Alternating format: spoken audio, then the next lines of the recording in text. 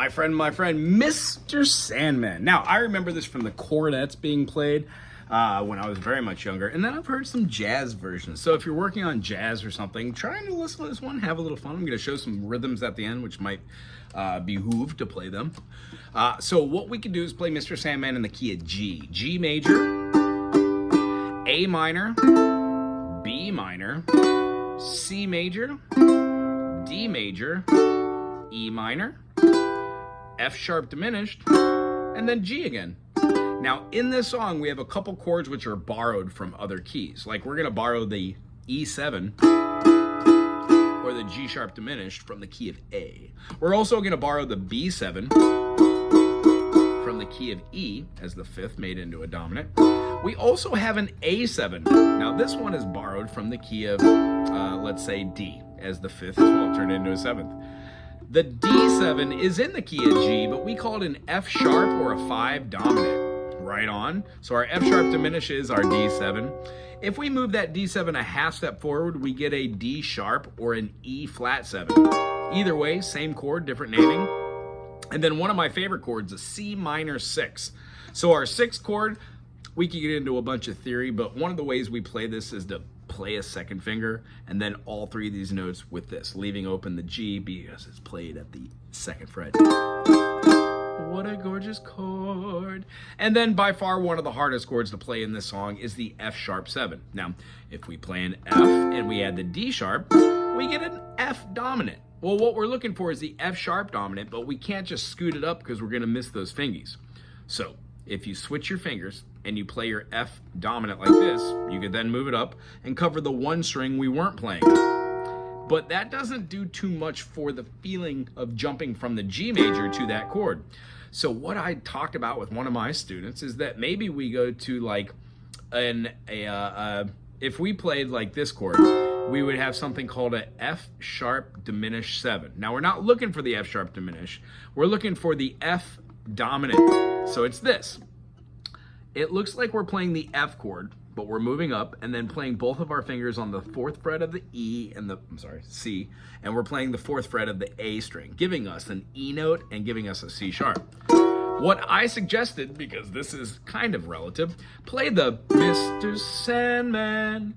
Move your G major up and down, almost as if we're playing chess. So over and over, up and over, sharpen it and then move it over, throw down your pinky. This gives us our G diminished 7, and from here we can move our fingers to play this F note. For some reason it is much easier to go from your G major to this chord and lay that down and then move it than it is to go from here to here.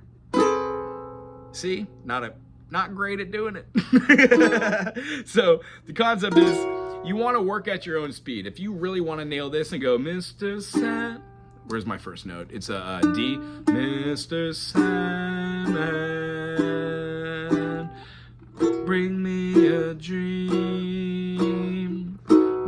Or you could do that chord, Mr. Sandman, bring me a dream. I think that sounds great, and it's easier for the fingers. So either way, that's how I'm gonna play it. Sorry. The next chord after that monstrosity, is gonna be a B dominant 7. We borrow the whole thing and play the C at the 3rd fret for the D sharp. Or alternatively, you can play what looks like an E minor and then move it down a string, leaving the A open. That is the same chord as the B7 played as a bard. This is legato, staccato type chord. The next chord is our G sharp diminished or our E7. Then we're gonna play an A7 to a D7. Either one, frankly, when I see D7s, I like playing both of them. It always sounds really cool. A G major, and then our E flat 7 to our D7. Quick movement. Dun, dun, dun, dun, dun. Right on. Right back to our head. Sandman, I'm so alone. I don't have nobody, double negative, to call my own. A minor, please turn on your magic. Lay down your whole finger, play these 3 for your C minor 6. Be Mr. Sandman. bring me a dream. A7, D7, G. Now, I'm going to play that 3 times in a row at the end for an end-out outro. And then the beginning of this song, even though it's not in this book, sounds like this. We'd have a G major to an A minor, D. Boom, boom, boom, boom, boom, boom, boom, boom, boom, boom, boom, boom, boom.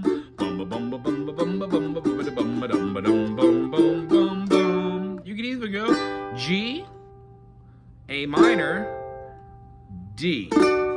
Maybe a quick D7. Okay, here we go. 1, 2, 1, 2, 3. Mr. Sandman, bring me a dream. Make her complexion like peaches and cream. Give her 2 lips like roses and clover. And tell me that my lonesome nights are over, Sandman. I'm so alone. I don't have anybody to call my own. Please turn on your magic beam. Mr. Sandman, bring me a dream. Da-bum-ba-dum, boom, boom, boom, boom, boom. Boom, boom, boom, boom, boom. Eh, boom, boom, boom, boom, boom, boom, boom. Boom, boom, boom, boom, boom.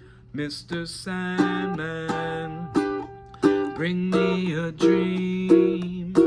Make him the cutest that I've ever seen. Give him the word that I'm not a rover. Then tell me all my lonesome nights are over, Sandman. I'm so alone. I don't have no one to call my own. Please turn on your magic beam, Mr. Sandman. Bring me a Sandman. Bring me a Sandman. Bring me a dream. Yeah! I hope you had a great time today. Thumbs up if you dig what I do.